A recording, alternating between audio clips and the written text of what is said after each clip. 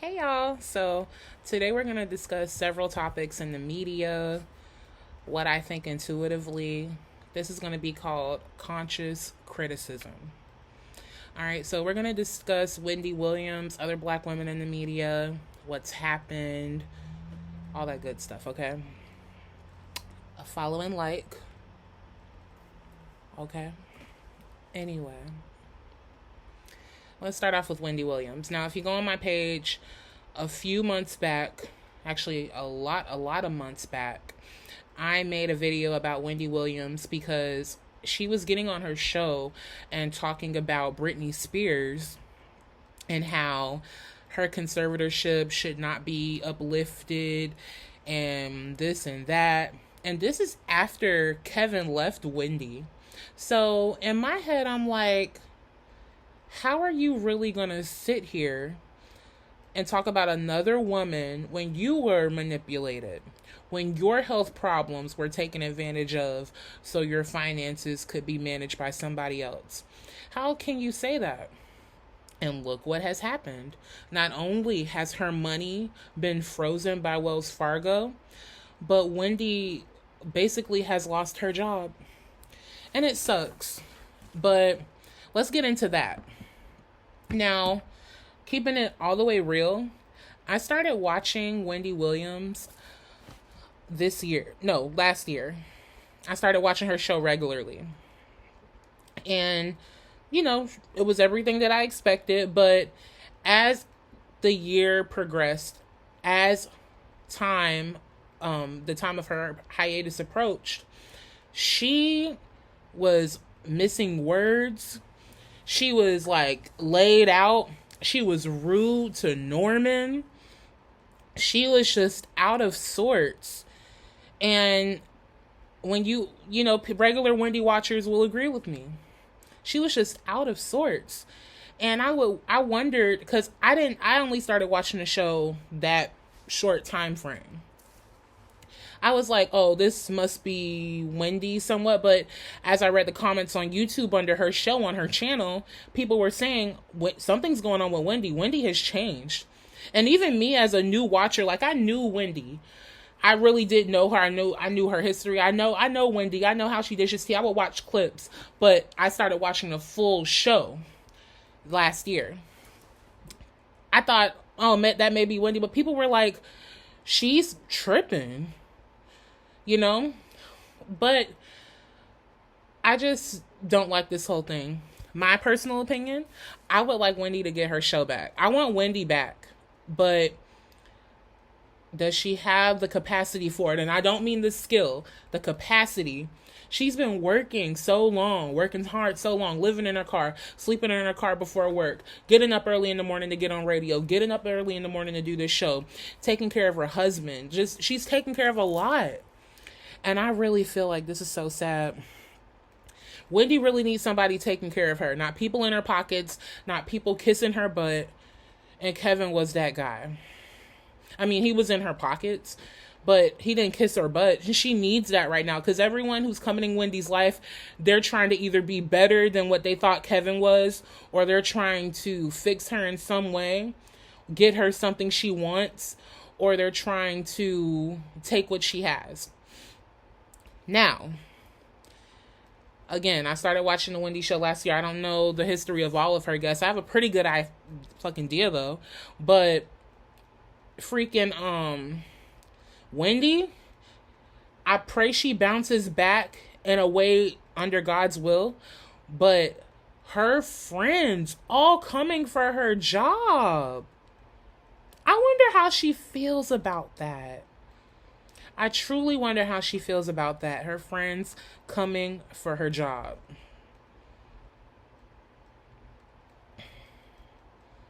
She literally, I don't get it. It perplexes me because Wendy Williams is a powerhouse, and for everything to be happening the way it's happening, I think she was sabotaged. I think she was manipulated. Somebody upping her dosage on something, somebody, giving her a little bit more just subtle things can sabotage people over time. And Some people said, oh, when Kevin leaves, Wendy's going to be over. And I see yes. But no, she's not over. Wendy will never be over. What I think Wendy needs right now is to truly rest and say what you want to say. I don't know why she won't come forward and just say what you need to say. Say what you need to say. Wait, let me do it like John Mayer. Say what you need to say. No, that sounds like more like Bruce. No, that sounded like John Mayer. Anyway, but yeah, I truly don't get why she won't come forward and say what she needs to say, because her friends have tried to come for her job. Oh, I'll do Wendy's show. Oh, I'd be great at it. She's been replaced. People have been speaking for her that she doesn't want to speak for her. Her money's been frozen. She really needs to boss up right now. Okay? And if Kevin's going to help her do that, so be it. Maybe she needs that reminder, oh, this is what I bounced back from. This is what I lived through. So let me boss up, get my show back, get my money back up, and run-ish the way I used to run it.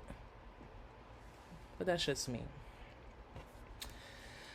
Another thing that I want to talk about, conscious criticism, is when it comes to what we've really bolstered in our media. We've really bolstered up sadness, and I feel bad for our women, our crooners, our Adeles, our Mary J. Bliges. Well, Adele got not everything from Mary J. Blige, but you know what I mean. She's of that same breed. When you're singing sad songs all the time, you can't attract anything but that sad shit. And you're performing it every weekend. Okay? And people are, oh, that's my favorite song, reminding you of that song, reminding you of those lyrics. And if you're really translating what the lyrics want to communicate, if you're truly in it and you're not just on stage singing, then you're going to feel that. So feeling that heartbreak over and over and over again, singing those songs over and over and over, that attracts that in your life. Let's look at it. If you don't want me, then don't talk to me. Want me, then don't talk to me. Go ahead and free yourself. Fantasia. She said, I don't sing that shit no more. And what does she have? Husband, new baby. Good life. She living a good life. She says, I don't sing that anymore. And if y'all sing it, y'all won't get what y'all want. And that is so true. Mary J. Blige is the biggest example. She comes from a background of abuse and within her family, and then domestic violence, and then drug abuse, and she's just really been able to do her thing regardless. So imagine Mary trying to attract something good in her life, and she has to go on stage. Life can be only what you make it. When you're feeling down, you should never fake it. Like, nobody's asking her to sing, never wanna live without you, babe. I mean, yes, she's doing just fine. Yes, she's doing Let's Get It. I did just fine to the tune of Family Affair, but it's mostly sad songs. So it's just like, Mary gotta turn the beat around if she really wants to turn her life around. But what if you've made all of your money off of being sad? Imagine that. I mean, look at Adele. A bunch of sad love songs about loss. She had herself a cool dude, had a baby. It ended. Now, one would ask, and I know this for a fact, but all those sad songs she was singing manifested that. There's literally no other way for it to go. Okay? There's no other way for it to go. You can't sing those sad heartbreak songs and then have something different in your life. And yeah, you may have a little thing for a little while, but you're still performing that music. And now it's a thing. You know? It's a thing in your life. So personally, our women in our media who have made money off of, the demise of their own love life, when will it stop? When can you completely change the beat, turn the beat around, do something different so you can get something different? You know what I mean? Because keeping it 112, okay? Adele and that man ain't it. She got skinny. Now she's with this hot black guy, but I checked his aura and he ain't checking. He's not checking for her. Yeah, you'll hear it here first. But songs attract men like that. If you always sing about sad heartbreak, that's what it's going to be. And that's kind of comforting, you know, because you can honestly say, man, I created this, so I can destroy it. I can transform it. And then one can say, what if God blessed these people with all this sadness so they could get a check? What if this is their purpose, to get a check? There's so many different arguments. But we're going to see what happens. All right. I want to talk about Scorpios. Let's talk about motherfucking Scorpios, okay? Y'all use us, and then y'all turn around and try to abuse us. It's happened to me so many times. And I've been watching the Queen's Court with T.S. Madison and Kia. Now, I've always liked Kia, okay? Didn't know she was a Scorpio. But all of those really hard-hitting, the things that people don't want to say out loud, Kia was saying those things. That's what got the views on T.S. Madison's videos. And then for her to go around, drop her, because they were having some technical difficulties. Now, let me tell you something. I'm finding more and more that people are really selling their souls to get these jobs. And it really, really pisses me off. I mean, selling your soul. And when I say selling your soul, I mean selling your soul. Saying things that you know you don't believe, or transforming your beliefs just because you don't want to burn that bridge or not get your check. It pisses me off. Okay? You have T.S. Madison sitting there with Kia, and I'm watching the show, and I'm hearing everything, and she would correct her like, your mouth is too much. That's what got you the views, T.S. Madison. The things that she was saying, that's what were getting your views. We were tuning in to see what she was going to say. Yes, we were tuning in to see y'all. Y'all as a collective were great. I'm not going to take that away from you. But we were tuning in to see, hey, what is Kia going to say? So we can sit and gag. And then you would sit and try to check her. Oh, your mouth is too much sometimes. No, that's what's getting you your views. That's what's getting you your check. That's what is going to keep you in that house. And then for you to turn around and drop her, were you really her friend? Nope. Scorpios go through that all the time. People we think are our friends aren't.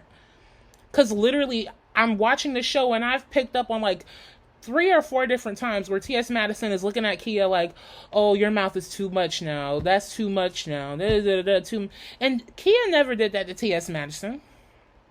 I think she felt some type of way about Kia not holding back on criticizing anybody, including the LGBTQ community, and she held that resentment in her, and that's how this escalated. Okay? Monique just came out with an interview with T.S. Madison. All right? Now, if you compare what you saw in Queen's Court, T.S. Madison's commentary, Kia's commentary, and the story they told on that interview, now that I've been watching Queen's Court, that interview with Monique and T.S. Madison truly pisses me off. The way Monique was like, and you just sat there, queen, like this, unbothered. When Kia said that people were trying to inch up to T.S. Madison because they knew they were about to blow, and they just wanted to get in there and embarrass them and try to ruin them, and so they could be like, oh, we can help you, or whatever. She picked up on that. She discerned that, but then your excuse was, oh, you just don't like working with people. You're too closed off. You're too open. T.S. Madison recently made a comment separating black people from the LGBTQ community. She literally was talking about, well, us LGBTQs in comparisons to the blacks. You're black. You're black. Like, what are you doing? What are you doing? You are black before you are gay. Because how do they advertise you, T.S. Madison? Mandingo. Who was the original Mandingo? A black man sleeping with a white woman.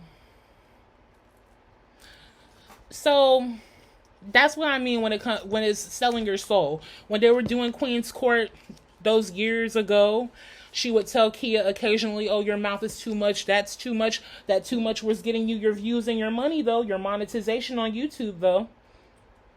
And then for her to turn like that because Kia discerned something, Kia didn't want to sell her soul. And then you turn around and go, well, she da-da-da-da-da. Let's keep it G. Us Scorpios, we can create a lot of enemies in our life. We can. I'm not going to say we have them, but we can. And if you can't stick by our side through that, and then you have Funky Dineva jumping on T.S. Madison's side, he sold his soul. He's on Fox Soul sometimes going, well, R. Kelly, I believe everybody reserves redemption and forgiveness. Bitch! Bye! I'm somebody who went through that. What R. Kelly put those girls through. Not with an R. Kelly, but with an other creep.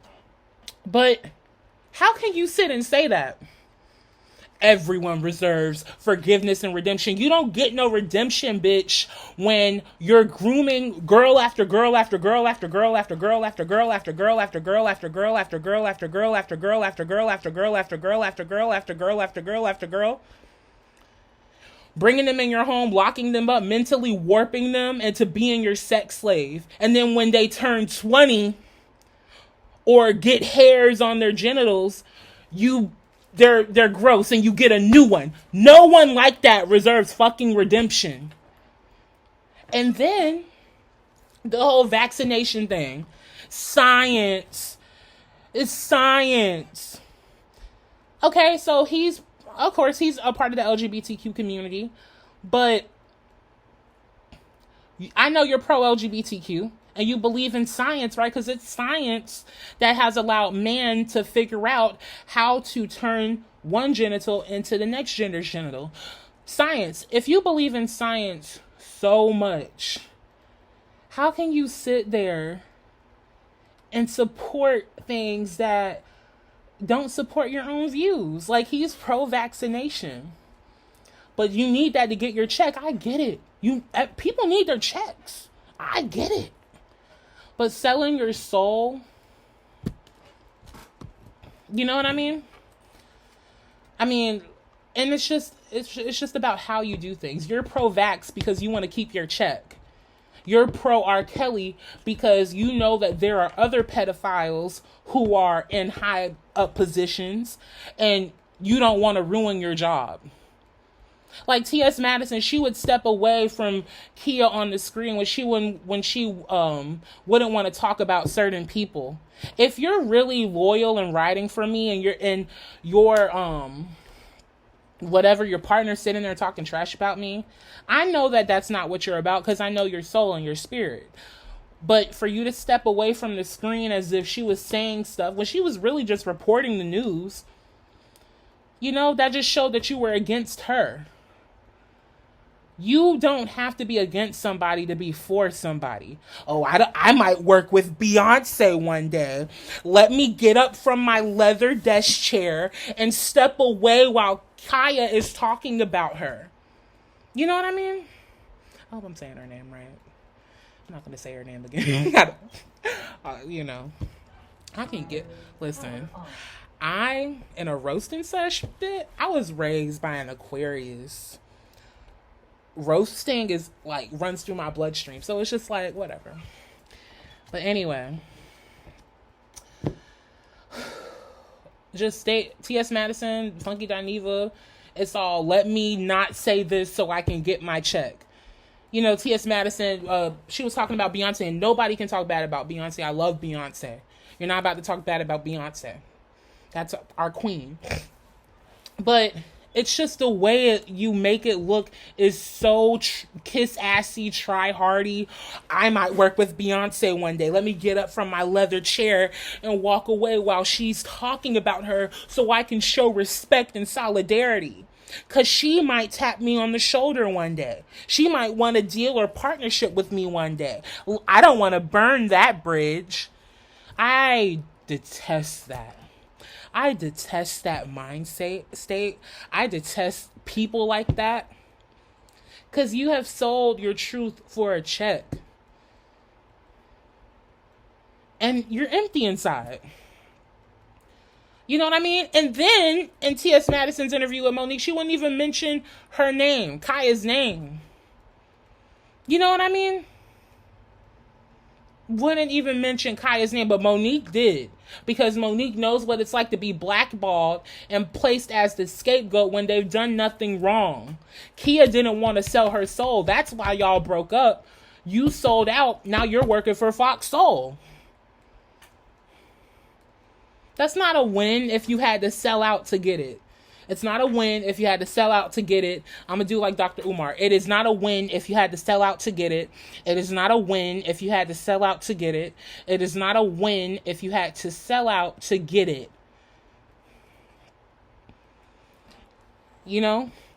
And kissing Monique's ass, I'm just so glad you're here. We tried 4 years ago, but we couldn't succeed. But now, I'm so glad you're here. Just so ass kissy, try hardy. You know, don't betray people when you don't have the strength to stand beside them. You sold your soul and then you gave up your friend and a business. Y'all could have been primetime television right now. If you really stick to your truth. I believe that if you stick to your truth and who you truly are, nothing can go wrong. Nothing can go wrong. They could have been primetime. There were no other black women. There was no other duo like that talking on the internet raw. It was original. It was authentic. The time was coming. But to let somebody get in your ear, oh, Kia don't like work with nobody. She self-sabotages. Kia doesn't self-sabotage. I hope I'm saying her name right. I'm so sorry. If you watch this, I'm a Scorpio too. I have the utmost respect for you. But I have a low-key memory issue. Okay? Full moon. You know? So, just please give me some grace if you see this. And if you see this, thank you for watching. I'm on your side. There's really no other side to be on because I'm never going to sell my fucking soul. So, anyway. Yeah. Don't sell your soul, people. And be about something. You know? Be about something. Like, really be about something. Other than worrying about pissing off somebody. So, I need to get my check. I'm over that. Can we stop with that? Can we please stop with that? Let me say what I need to say so I can get my check. That's why I'm not of this world. 'Cause I can't do that. Everybody, 99% of our population is living like that. Kissing ass to get a check. Not saying what you really mean to get a check. I respect the people who say what they want. And don't care. That's who I respect. Say what you need to say. Like, stop worrying about a check. Because when you're living in integrity, the abundance flows. You don't have to worry about losing anything. Because there's nothing to lose when you're living in truth. When you speak the truth. When you are the truth.